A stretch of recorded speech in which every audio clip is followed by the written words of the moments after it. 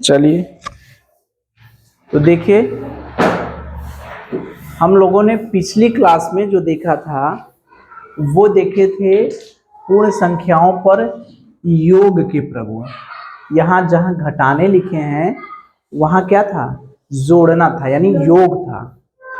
योग में भी यही 4 प्रगुण थे, याद है। तो जैसे संवरक गुण में था 3 में 5 जोड़ रहे थे तो ये 8 हो जा रहा था, ये योग वाला था योग वाला। अंतर यानी एक संख्या में, एक पूर्ण संख्या में दूसरी पूर्ण संख्या जोड़ रहे थे तो ये भी पूर्ण संख्या मिल रही थी। लेकिन अगर घटाएंगे, अगर मान लीजिए 2 में से हम 3 घटाएंगे तो क्या आएगा, ऋण 1। अगर अधिक में से कम एक अधिक है, धन कम है, ऋण अधिक है, तो अधिका में से कम का घटा देंगे, चिन्ह कौन सा लगाएंगे, अधिक वाला, यानी ऋण 1। अगर 3 में से 2 घटा दिए तो क्या मिला, 1। 3 में से 2 घटा दिए क्या मिला, 1। तो ये मुझे बताइए कि 2 पूर्ण संख्या है, 2 पूर्ण संख्या है, 3 पूर्ण संख्या है, ये -1 पूर्ण संख्या है। पूर्ण संख्या याद करिए, 0 1 2 3 4 5 ये सब थे। इसमें कहीं ऋण था तो -1 पूर्ण संख्या है। क्या है, पूर्ण संख्या, पूर्ण संख्या नहीं, ठीक है। 3 पूर्ण संख्या है, 2 पूर्ण संख्या है, 1 पूर्ण संख्या है। तो कभी कभी पूर्ण संख्या में से पूर्ण संख्या घटा देते हैं तो पूर्ण संख्या मिल जाती है, लेकिन हरदम सही नहीं है। 3 में से 2 घटाएंगे तो 1 आएगा, लेकिन छोटी संख्या में से अगर बड़ी संख्या घटाएंगे तो पूर्ण संख्या नहीं मिलेगी, मिलेगी। तो ये घटाने का संवरक प्रगुण, यानी संवरक जो गुण है या संवरक नियम जो है घटाने पर लागू होगा। घटाने के लिए सही है, नहीं है ना? चूंकि नियम तो तब सही होता जबकि पूर्ण संख्या में से पूर्ण संख्या घटाते तो हमको पूर्ण संख्या मिलती। याद करिए योग वाला क्या था, पूर्ण संख्या है, पूर्ण संख्या जोड़ दिए तो पूर्ण संख्या मिली। ये भी पूर्ण संख्या, ये भी पूर्ण संख्या और ये भी पूर्ण संख्या। जब भी 2 पूर्ण संख्या को जोड़ते थे तो हमेशा हमारी पूर्ण संख्या मिलती थी, हमेशा। लेकिन घटाने वाले में ऐसा चीज होता है क्या, घटाने वाले में एक संख्या में से, एक पूर्ण संख्या में से दूसरी पूर्ण संख्या घटाएंगे तो क्या हमेशा पूर्ण संख्या मिलेगी, बताइए, मिलेगी? नहीं मिलेगी। यानी हमारा जो संवरक प्रगुण है या संवरक नियम है वो घटाने पर लागू होगा। तो अगर आपसे पूछा जाता है कि संवरक नियम किनके लिए लागू नहीं होता, जोड़ के लिए, घटाने के लिए, तो किसके लिए लागू नहीं होता? हाँ, जोड़ के लिए कि घटाने के लिए? योग के लिए या घटाने के लिए? घटाने के लिए। अयोग के लिए लागू होता है। तो ये बात समझ में आ गई कि संवरक जो नियम है वो घटाने के लिए लागू नहीं होगा, ठीक है। अब देखिए क्रम विनिमय नियम क्या था, 3 में 5 जोड़ रहे थे और 5 में 3 जोड़ रहे थे, यानी क्रम उलट दे रहे थे योग वाले में, यही था ना। तो अगर हम घटाना वाला कर रहे हैं तो 3 में से 5 घटाएंगे और 5 में से 3 घटाएंगे। एक बार पहले में से दूसरा घटा दिए बराबर के, उस बार दूसरे में से पहला घटा दिया। अगर क्रम विनिमय नियम लगाते हैं तो क्रम विनिमय लगाए, यहाँ पर कितना आया, 3 में से 5 घटा तो 5 में से 3 घटा देंगे 2, और चिन्ह किसका लगाएंगे, ऋण का। यहाँ 5 में से 3 गया, क्या बचा, 2। तो ये बताइए ऋण 2 और 2 कभी भी बराबर होंगे? ऋण 2 और 2 कभी भी बराबर हो सकते हैं? नहीं हो सकते। यानी हमारा जो घटाने क्रम विनिमय नियम है वो घटाने पर भी लागू नहीं होगा। घटाने पर लागू होगा? बताइए। कोई दूसरी भी संख्या ले सकते हैं। यहाँ पर हम 4 कर दें और यहाँ पर 9 कर दें, तो 4 में से 9 घटाएंगे तो क्या आएगा? -5। और इधर 9 में से 4 घटाएंगे तो क्या आएगा? 5। तो क्या ऋण 5 और 5 बराबर हैं? ऋण 5 और 5 बराबर हैं। हमारे पास 5 रुपया ज्यादा है, किसी के पास 5 रुपया कम है, तो क्या दोनों बराबर हैं? नहीं। तो घटाने की क्रिया जो है क्रम विनिमय नियम पर भी लागू नहीं होती, और क्रम विनिमय नियम जो है घटाने के लिए भी नहीं लागू होता। लागू होता है? नहीं। अब देखिए तत्समक प्रगुण। तत्समक क्या है? इसमें क्या था? 0 था। 0 था ना? अगर किसी संख्या में हम 0 जोड़ देंगे तो वही संख्या मिल रही थी ना? किसी संख्या में 0 जोड़ देंगे तो वही संख्या मिलेगी। ये योग वाले में था।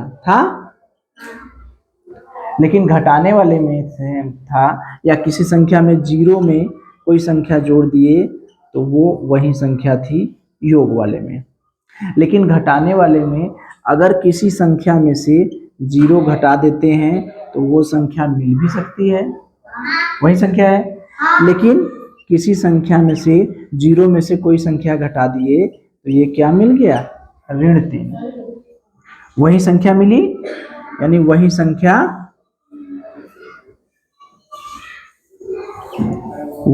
नहीं है, यहां पर वही संख्या है।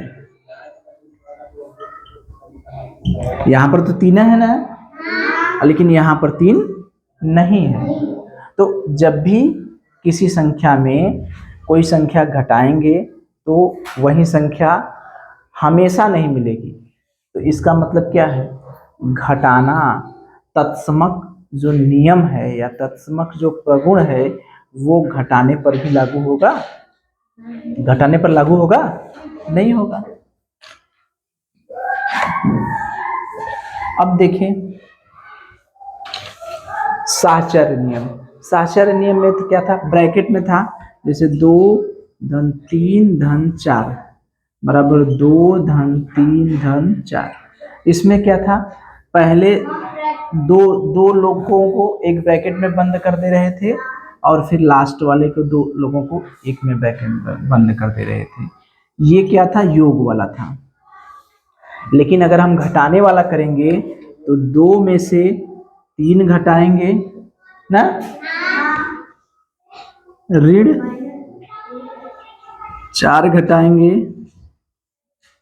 ठीक, बराबर यहां में से दूसरे में 2 ऋण 3, 2 में से 2 ऋण 3 ऋण 4, 2 ऋण 3 ऋण 4, ये यही ना है? 2 ऋण 3 ऋण 4, ये है ना? ये ब्रैकेट में बंद कर दिए, ठीक। क्या चीज? 3 के आगे यहाँ धन है ना, 3 के आगे जैसे 2 है तो अब इन दोनों को ब्रैकेट में बंद करेंगे ना, तो यहाँ पर क्या आ गया? ऋण 1 ऋण 4 बराबर 2 ऋण माइनस ऋण 7 हो जाएगा, तो -5 बराबर ये ऋण ऋण क्या हो जाएगा? धन हो जाएगा, तो 2 धन 7 यानी -5 बराबर 9। ये देख रहे हैं, ये क्या है? -5 और 9 बराबर हैं, बताइए, -5 और 9 कभी भी बराबर हो सकते हैं? नहीं हो सकते।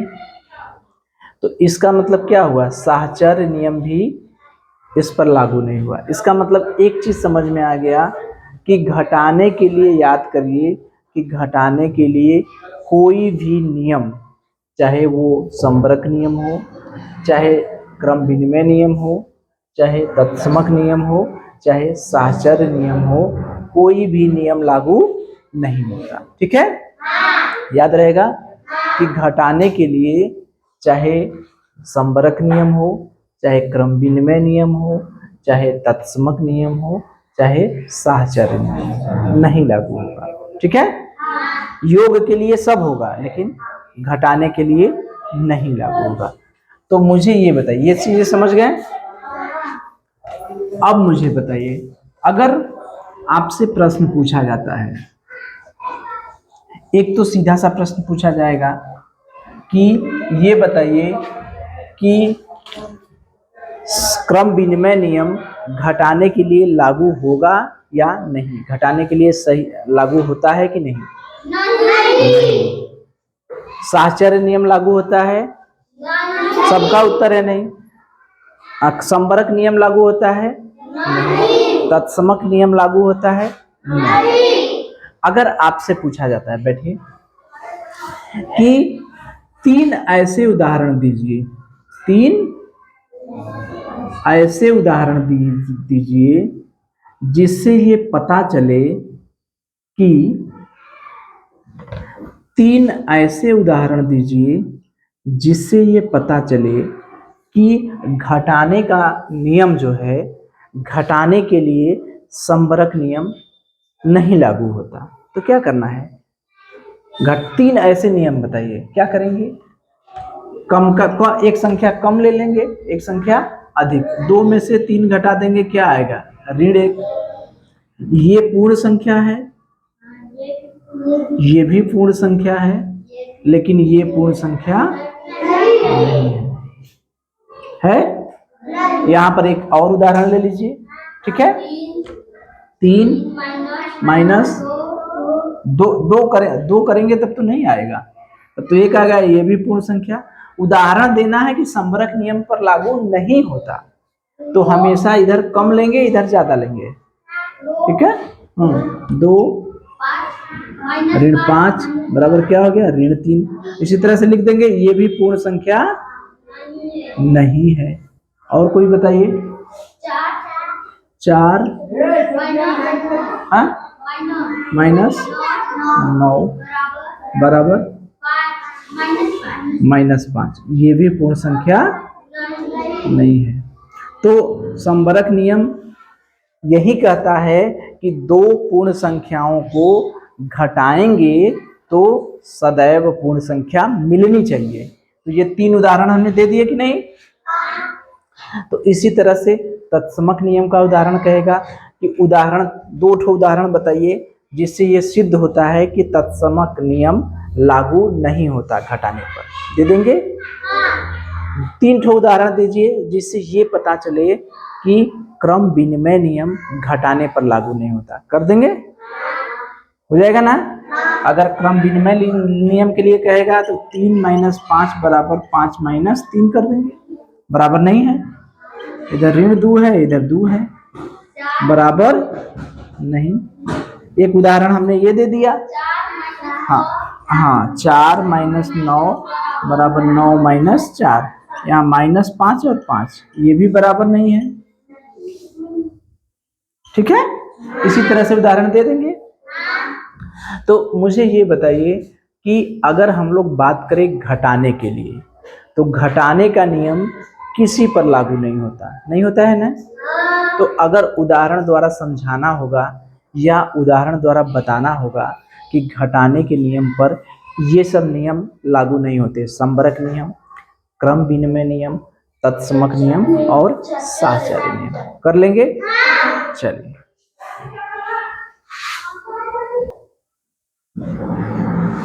चलिए, देखिए कुछ प्रश्न हम लोग कर लें।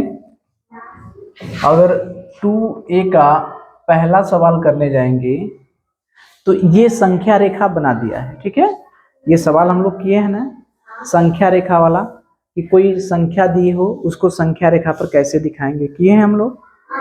तो ये जो संख्या रेखा पर दिखा दिया है, इसको कह रहा है कि संख्या रेखा पर अंकित योग के तथ्यों को लिखिए, यानी ये कितना कितना जोड़ने पर मिलेगा उसको लिखना है। तो देखिए यहाँ पर 1 खाना, 2 खाना, 3 खाना, 4 खाना, ये क्या है 4 खाना, ये क्या है 1 खाना, 2 खाना, 3 खाना, 4 खाना, 5 खाना, ये कितना खाना है 5 खाना। दोनों को जब जोड़ देंगे तो क्या खाना मिल गया टोटल 9 खाना, यही ना है योग का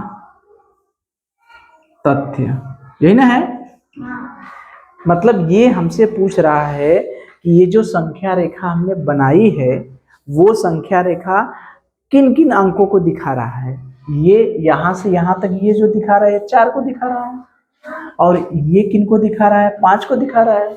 तो 4 और 5 दोनों को जोड़ दे रहे हैं तो ये किसको दिखा रहा है 9 को, ये किसको दिखा रहा है 4 को, ये किसको दिखा रहा है 5 को, और ये किसको दिखा रहा है 9 को। तो 4 और 5 जोड़ दिए तो क्या हो गया 9। कर लेंगे। अगला प्रश्न है कि संख्या रेखा पर दिखाना है। दूसरा जो है आपको 0 और 5 बराबर 5, ये संख्या रेखा पर दिखाना, दिखा लेंगे ना। 0 का मतलब यही है 0 1 2 3 4 5, 0 तो यही हो गया, 5 यहां हो गया 5, तो 0 धन 5 बराबर क्या हो गया 5। इसी तरह से एक और अंक है 2 धन 3 धन 4 बराबर 9, इसको संख्या रेखा पर दिखा लेंगे। 2 खाना, 3 खाना और 4 खाना, फिर सबको जोड़ के दिखा देंगे, हो जाएगा ना। चाहे तो हम लोग इसी में दिखा सकते हैं, यहाँ पर 2 खाना और फिर 1 2 3, यहाँ पर 3 खाना और फिर यहाँ पर 1 2 3 4 खाना, टोटल जोड़ देंगे 9 खाना, हो जाएगा ना। जैसे हम लोग इसको दिखा देंगे, देखिए ये 2 खाना हो गया और यहाँ पर हो गया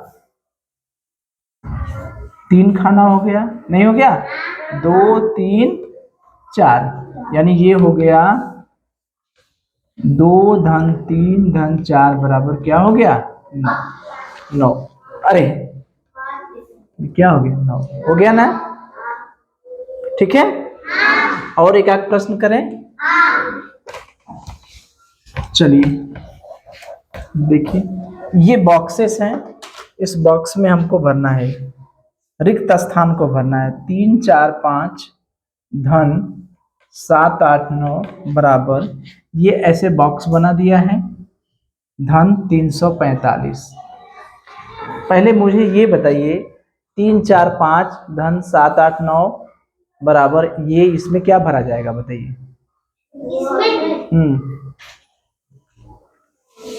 बताइए बताइए क्या है, इसको उलट के ही लिख दिया है ना।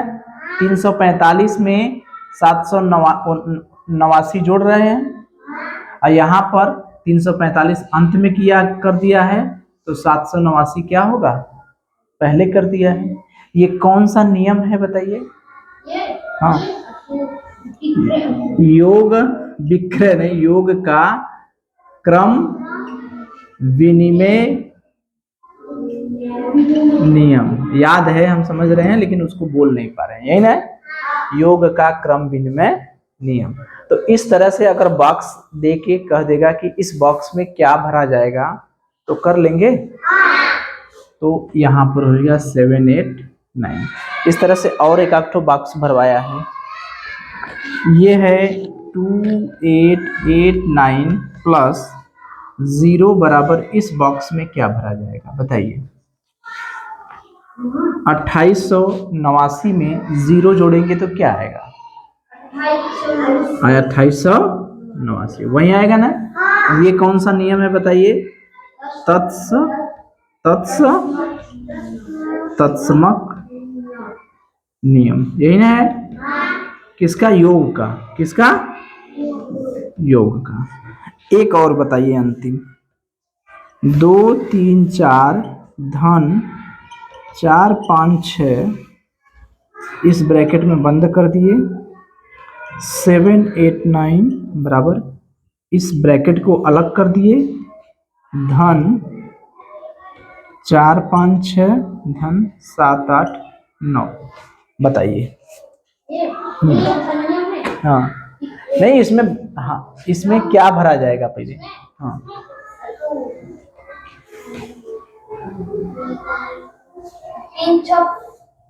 क्या? 234। Very good, 234। क्यों? क्योंकि याद है हमने बताया था कि शुरू के दो संख्याओं को ब्रैकेट में बंद कर देते हैं, फिर बाद में अंतिम की दो संख्याओं को ब्रैकेट में बंद। तो ये कौन सा नियम है? साहचर्य नियम। किसका? योग का। ठीक है, चलिए तो देखिए, पूर्ण संख्याओं के लिए घटाने की संक्रिया, पूर्ण संख्याओं के लिए घटाने की संक्रिया चौथा है, ये तो तीसरा हो गया। पूर्ण संख्याओं के लिए घटाने की जो संक्रिया है वो क्रम विनिमय नियम नहीं है, यानी क्रम विनिमय नियम घटाने पर लागू नहीं होता। 3 ठो उदाहरण लेकर बताइए। कितने उदाहरण? 3 ठो। कर लेंगे ना? अभी हम लोग किए हैं ना? 3 ठो उदाहरण ले लेंगे क्रम विनिमय नियम के लिए। 5 - 3 बराबर 3 - 5, 4 - 5 बराबर 5 - 4, 3 - 9 बराबर 9 - 6। यहाँ पर घटाएंगे तो क्या आएगा? -2। गड़बड़ हो गया, यहाँ पर 5 - 3 होगा ना। यहाँ पर क्या होगा? -2, यहाँ पर क्या होगा? 2। ये बराबर होगा? कभी भी नहीं होगा। यहाँ पर -1 और यहाँ पर 1 बराबर होगा? कभी नहीं। यहाँ पर -6 और यहाँ पर 6 बराबर होगा? कभी नहीं। तो हमने ये देखा कि योग की संक्रिया जो है, सॉरी घटाने की संक्रिया, घटाने के लिए क्रम विनिमय नियम की जो संक्रियाएं हैं, क्रम विनिमय नियम जो है वो घटाने के लिए लागू नहीं होता। हमने 3 उदाहरण दिखा दिए ना, कर लेंगे? ठीक है, तो हम लोग योग के नियम देख लिए, घटाने के नियम देख लिए। अब किसका नंबर आएगा? किसका नंबर आएगा? गुणा का। ठीक है, चलिए।